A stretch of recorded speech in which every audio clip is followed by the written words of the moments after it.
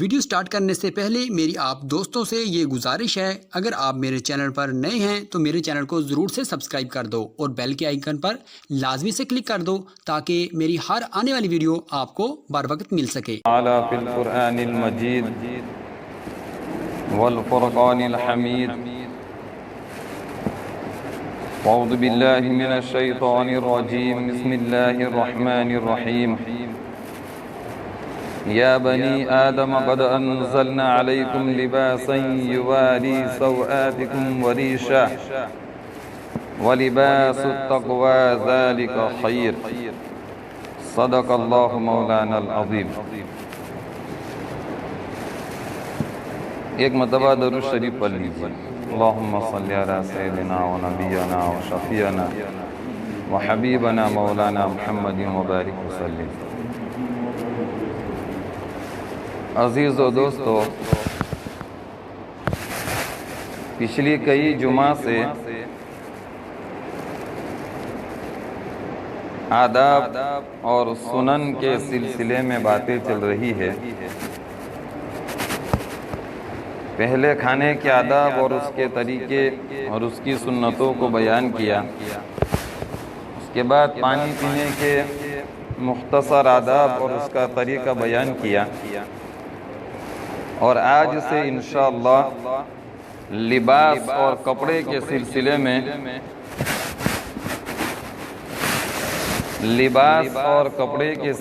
میں انشاءاللہ باتیں بیان کی جائیں گی۔ ان ساری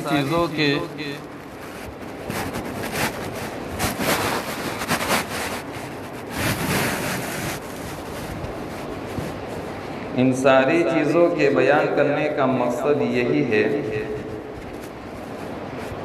کہ ہماری زندگی اللہ کے نبی صلی اللہ علیہ وسلم کے طریقے کے اوپر آ جائے۔ یہ ساری چیزیں ہماری ضروریات میں سے ہیں۔ کھانا ہے، پینا ہے، لباس ہے، اسے ہم جس طریقے سے پورا کریں گے یہ ضرورت پوری ہو جائے گی۔ لیکن اگر اللہ کے نبی صلی اللہ علیہ وسلم کے طریقے کے اوپر اگر ان چیزوں کو پورا کریں گے تو ضرورت بھی پوری ہوگی اور ثواب بھی ملے گا۔ ضرورت تو بہرحال پوری ہو ہی جائے گی جس طریقے سے بھی پورا کریں گے، لیکن اگر دوسرا طریقہ ہے تو ثواب نہیں ملے گا۔ لیکن اللہ کے نبی کے طریقے کے اوپر اگر پورا کیا تو ثواب ملے گا۔ اور میرے اور آپ کے آقا حضرت صلی اللہ علیہ وسلم نے ارشاد فرمایا کہ جو میری ایک سنت کو زندہ کرے گا اسے 100 شہیدوں کا ثواب دیا جائے گا۔ اللہ کے نبی صلی اللہ علیہ وسلم کیا فرماتے؟ ایک سنت کو زندہ کرو، 100 شہیدوں کا ثواب ملے گا۔ اور ایک شہید کا مقام اور مرتبہ کیا ہے اللہ کے یہاں؟ فرمایا جب شہید ہوتا ہے تو اس کے خون کا پہلا قطرہ زمین پر گرنے سے پہلے اللہ تعالیٰ اس کی مغفرت فرما دیتے ہیں۔ اور قرآن کریم کے اندر میں اللہ تبارک و تعالیٰ نے ارشاد فرمایا جس کا خلاصہ یہ ہے، کیا تم گمان کرتے ہو، خیال کرتے ہو ان لوگوں کے بارے میں جو اللہ کے راستے میں شہید کر دیے گئے کہ وہ مردہ ہیں؟ وہ مردہ نہیں ہے، وہ زندہ ہے، اور انہیں رزق دیا جاتا ہے، روزی دی جاتی ہے۔ قرآن کہتا ہے اللہ کے راستے میں شہید ہونے والے کو مردہ مت کہو، بلکہ وہ کیا ہے؟ زندہ ہے۔ اور اللہ کے نبی صلی اللہ علیہ وسلم کی حدیث ہے جس کا خلاصہ یہ ہے، میرے اور آپ کے آقا حضرت صلی اللہ علیہ وسلم نے ارشاد فرمایا لَوَدِدْتُ أَنْ أُقْتَلَ فِي سَبِيلِ اللَّهِ ثُمَّ أُحْيَا ثُمَّ أُقْتَلْ ثُمَّ أُحْيَا ثُمَّ أُقْتَلْ۔ اللہ کے نبی یہ فرماتے ہیں میں یہ چاہتا ہوں، اللہ کے نبی صلی اللہ علیہ وسلم خود کہتے ہیں میں یہ چاہتا ہوں، میری چاہت یہ ہے، میری تمنا یہ ہے میں اللہ کے راستے میں شہید کر دیا جاؤں، پھر مجھے زندہ کیا جائے، ثم احیا، پھر مجھے زندہ کیا جائے، ثم اقتل، پھر مجھے شہید کیا جائے، ثم احیا، پھر مجھے زندہ کیا جائے۔ اللہ کے نبی صلی اللہ علیہ وسلم کی چاہت تھی، تمنا تھی کہ میں اللہ کے راستے میں شہید کر دیا، شہید کا مقام بتا رہا ہوں، شہید کا مرتبہ بتا رہا ہوں۔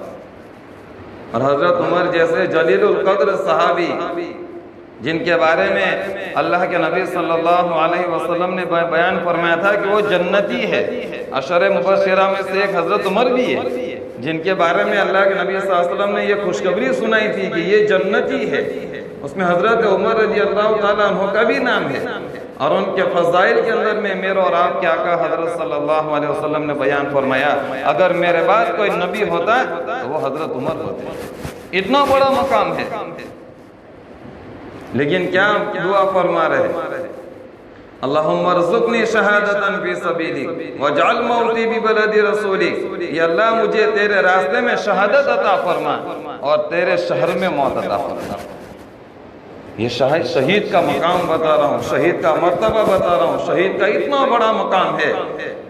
تو جو اللہ کے نبی صلی اللہ علیہ وسلم کی ایک سنت کو زندہ کرے گا، میرے اور آپ کے نبی نے کیا فرمایا؟ اسے 100 شہید کا مقام اور 100 شہید کا اس کو کیا دیا جائے گا؟ مقام اور مرتبہ، اسے اجر دیا جائے۔ اندازہ لگائیں ایک سنت زندہ کرنے کے اوپر کتنا بڑا ثواب ہے۔ اللہ کے نبی کی ایک سنت زندہ ہو تو کتنا بڑا ثواب ہے۔ اسی لیے یہ ساری چیزیں بیان کر رہا ہوں تاکہ ہماری زندگیوں کے اندر میں اللہ کے نبی کے طریقے آئے، اللہ کے نبی کی سنتیں زندہ ہوں۔ تو آج بیان کرنا ہے لباس اور کپڑے کے سلسلے میں۔ یہ کپڑا جو ہم پہنتے ہیں، لباس، ہمارے جو حضرت آتے ہیں، حضرت مولانا شیخ محمد صاحب شیخ صاحب جو آتے ہیں جوگوار سے، اللہ تعالیٰ انہیں خوب جزائے خیر عطا فرمائے، ان کی عمروں میں اللہ تعالیٰ برکت عطا فرمائے۔ بہت بڑا مقام ہے، وہ تو ہماری ناقص آنکھیں اور ہماری آنکھیں ایسی ہیں جو ان کے مقام کو نہیں دیکھ سکتے، بہت بڑا مرتبہ ہے۔ کئی کتابیں انہوں نے لکھی ہے، ان میں سے ایک کتاب لکھی ہے لباس تقویٰ، اس کو پڑھنے جیسی بہت بہترین کتاب لکھی ہے، لباس تقویٰ، موٹی ضخیم کتاب ہے، حضرت نے لکھی ہے، شیخ صاحب نے جو آتے ہیں ہمارے یہاں، انہوں نے دعا کر اللہ تعالیٰ ہمیں ان کی قدر کرنے کی توفیق عطا فرمائے۔ تو لکھیے لباس تقویٰ، بہت بہترین کتاب ہے، اس کو پڑھنا چاہیے۔ جن کو اردو آتا ہے اردو میں لکھی ہے، وہ جن کو اردو آتا ہے ان کو کتاب پڑھنی چاہیے، بہت اچھی باتیں انہوں نے اس کتاب کے اندر لکھی ہے۔ تو یہ جو لباس جو ہم پہنتے ہیں، کپڑے، یہ کوئی معمولی نہیں ہے۔ ہم کیا سمجھتے ہیں کپڑا اٹھایا اور ہم نے اپنے بدن کے اوپر پہن لیا؟ نہیں، بلکہ ہم یہ سمجھتے ہیں کہ ان لباس کا ہماری زندگی میں کوئی اثر نہیں پڑتا، چاہے جیسے کپڑے پہنو، ایسی بات نہیں ہے۔ انسان جس طریقے سے کپڑے پہنتا ہے اس کا اثر اس کے دین کے اوپر پڑتا ہے، اس کی زندگی کے اوپر پڑتا ہے، اس کے اخلاق کے اوپر پڑتا ہے۔ جیسے انسان کپڑے پہنتا ہے ویسے اثرات اس کی زندگی پر بھی پڑتے ہیں، اور ویسے اثرات بلکہ اس کے دین پر بھی پڑتے ہیں، اس کے اخلاق کے اوپر بھی پڑتے ہیں۔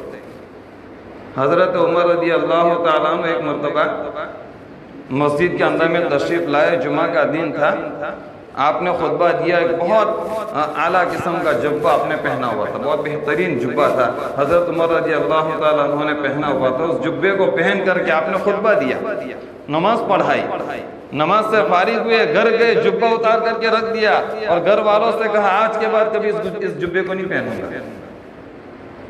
کیا پہنا تھا؟ جبہ پہنا تھا، اور کیا کہا گھر والوں سے؟ آج کے بعد کبھی یہ جبہ نہیں پہنوں گا، اس لیے کہ اس جبے کے پہننے کے بعد میرے اندر میں تکبر کی بو آنے لگی۔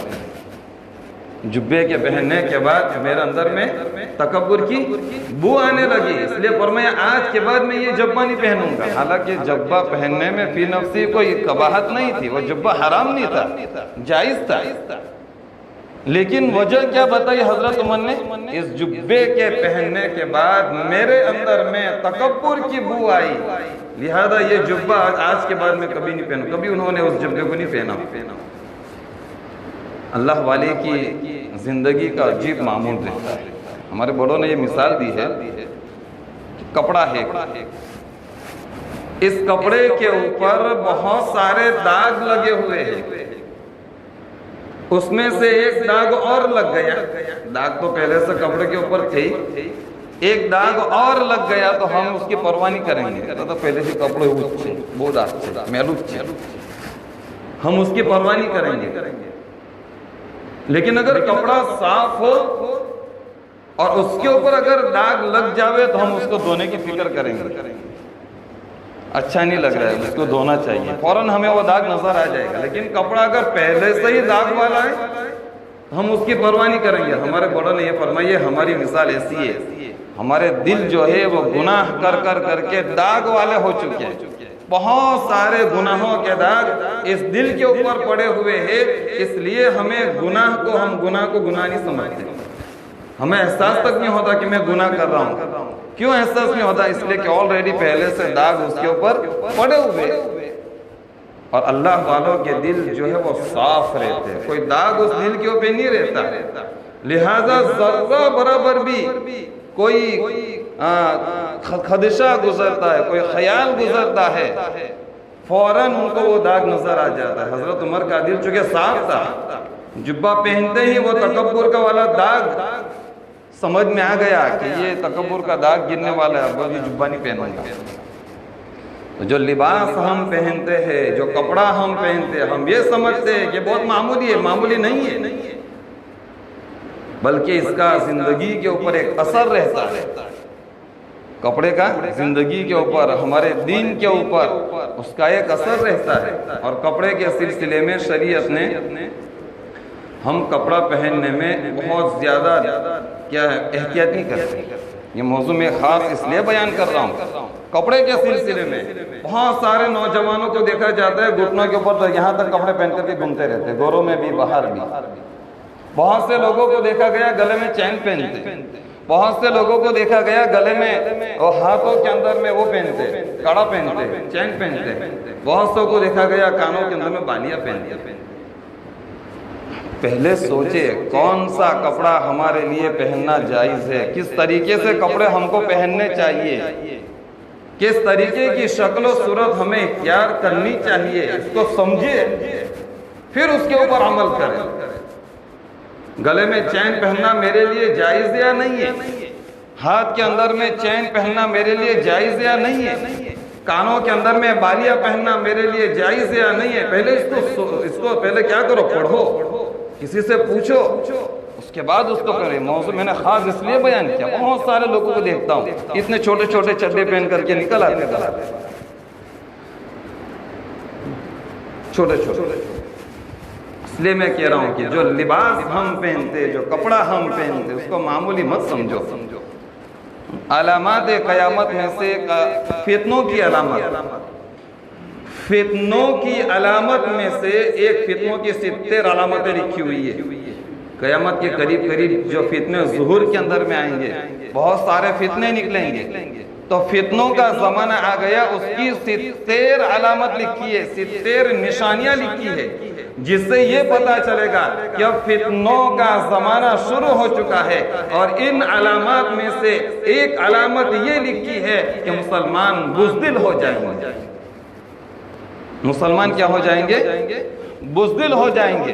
اور مسلمان بزدل ہونے کی علامت اور نشانی یہ بیان کی ہے کہ جب یہ دیکھو کہ وہ چھوٹے چھوٹے چڈے پہننے لگ جاوے, سمجھ جاؤ یہ بزدل بن چکے ہیں.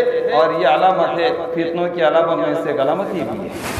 ہم تو پہن لیتے ہیں, ہمیں کیا پتہ ہم کیا کر رہے ہیں, لیکن کبھی ہم نے تحقیق کی اس سلسلے میں. چھوٹے چھوٹے چڈیوں باہر گھوم رہے بنداس آرام سے, یہ بزدل ہونے کی علامت ہے. یہ فتنہ کے زمانے کی علامت ہے کہ لوگ چھوٹے چھوٹے چڈے پہننے لگ جائیں. ایک زمانہ ہوتا تھا RSS والے چھوٹے چھوٹے چڈے پہنا کرتے تھے, آج وہ بھی لمبی پینٹ پہننے لگ گئے. اور ایک زمانہ ہوتا تھا مسلمان مارے شرم کے حیا کی وجہ سے گھٹنوں کے اوپر تک کے کپڑے نہیں پہنتا تھا, آج وہ چھوٹے چھوٹے کپڑے پہن کر کے گھوم رہا ہے. ان کا طریقہ ہم نے لے لیا, ہمارا طریقہ ان کو دے دیا. تو لباس اور کپڑا یہ کوئی معمولی نہیں ہے, ہم نے اٹھایا پہن لیا. قرآن کریم کے اندر مستقل آیت نازل ہوئی ہے. یوں تو شریعت کے اندر میں کوئی لباس خاص نہیں, یہ بھی سن لو. کسی لباس کے بارے میں یہ نہیں کہہ سکتے کہ بھائی یہ سنت ہے کہ یہ اسلامی لباس ہے. شریعت نے لباس اور کپڑے کے سلسلے میں بہت رعایت کی ہے، بہت رعایت. موسم کے اعتبار سے انسان کپڑے پہنتا ہے. موسم ٹھنڈا رہتا ہے، کبھی موسم گرم رہتا ہے، کبھی بارش کا موسم رہتا ہے. تو موسم کے لحاظ سے چونکہ کپڑے پہننے پڑتے ہیں، علاقے کے اعتبار سے کپڑے پہننے پڑتے ہیں، لیکن ان کپڑوں کے اندر میں کچھ شرائط ہے، کچھ شرعی قانون ہے. ان شرائط اور ان شرعی قانون کا لحاظ رکھنا یہ ضروری ہے. کپڑوں کے سلسلے میں بہت سارے حضرات یہ کہتے ہیں کہ دل صاف ہونا چاہیے، نیت اچھی ہونی چاہیے، باقی ظاہر میں کہیں بھی ہو تو چالے، اوپر جو کچھ ہو چل جاوے، اندر سے سب ہونا چاہیے. یہ شیطان کا بہت بڑا دھوکہ ہے. ہمارے بڑوں نے یہ مثال دی ہے. مثال کیا دی ہے کہ ایک پھل جو ہے وہ اندر سے خراب ہے، چھلکے سے پہچانا جاتا ہے. پھل جب اندر سڑنے لگتا ہے تو اس کی علامت اس کے چھلکے کے اوپر ظاہر ہو جاتی ہے. تو جب اندر میں خرابی ہوتی ہے نا دل کے اندر میں، تو وہ باہر نظر آ جاتی ہے. ظاہر مانے باہر، باطن مانے اندر. تو جب دل کے اندر میں تھوڑا بھی ذرا برابر بھی اگر کچھ میل ہوگا، کچھ سڑن ہوگی، تو اس کا اثر اس کے ظاہر کے اوپر نظر آ جائے گا. تو صرف باطن کا پاک رہنا ضروری ہے. بہت غلط، یہ شیطان کا بہت بڑا دھوکہ ہے. جس طریقے سے شریعت کے احکام ظاہر کے اوپر بھی ہے، اس طریقے سے شریعت کے احکام باطن کے اوپر بھی ہے. جس طریقے سے شریعت کے احکام باطن کے اوپر بھی ہے، اس طریقے سے شریعت کے احکام ظاہر کے اوپر بھی ہے. ظاہر باطن دونوں درست ہونے چاہیے. قرآن کریم کے اندر میں ارشاد فرمایا وَذَرُوا ظَاهِرَ الْإِثْمِ وَبَاطِنَهُ، وہ گناہ جو تم ظاہر میں کرتے ہو اس کو بھی چھوڑ دو، اور وہ گناہ جو تم باطن میں کرتے ہو اس کو بھی چھوڑ دو. قرآن نے تو دونوں باتیں بیان کی ہے، باطن بھی بیان کیا، ظاہر بھی بیان کیا. قرآن نے دونوں گناہ کا تذکرہ کیا ہے. وہ گناہ جو تم باطن میں کرتے ہو، اندر جو کرتے ہو اس کو بھی بند کر دو، اس کو بھی چھوڑ دو. وہ گناہ جو تم ظاہر میں کرتے ہو اس کو بھی چھوڑ دو. قرآن نے تو دونوں چیزوں کا تذکرہ کیا ہے. اور ہم یہ کہتے ہیں اندر کی بہت برابر ہو، جو اوپر گمتے ہو تو چالے. نہیں، یہ غلط ہے. یہ ہماری سوچ غلط ہے. یہ شیطان کا دھوکہ ہے. ظاہر باطن دونوں صحیح ہونے چاہیے. تو قرآن کریم کے اندر میں مستقل اللہ تعالیٰ نے لباس کے سلسلے میں، کپڑے کے سلسلے میں آیت نازل کی ہے. یا بنی آدم قد انزلنا علیکم لباسا یواری سوآتکم وریشا. اے ابن آدم، ہم نے تمہارے اوپر لباس اتارا. یا بنی آدم قد انزلنا علیکم لباس، ہم نے تمہارے اوپر لباس اتارا. یواری جو چھپاتا ہے، سوآتکم، سوآتکم کہا جاتا ہے وہ چیز جس کو تم لوگوں کے سامنے ظاہر کرنے سے شرم محسوس کرتے ہو، جس کو تم لوگوں سے چھپاتے ہو، اس کو کہا جاتا ہے سوآت. تو قرآن کہتا ہے اس آیت کا خلاصہ یہ ہے کہ ہم نے تمہارے اوپر لباس اتارا، کپڑا اتارا جو تمہارے سطر کو چھپاتا ہے، جو تمہارے سطر کو چھپاتا ہے.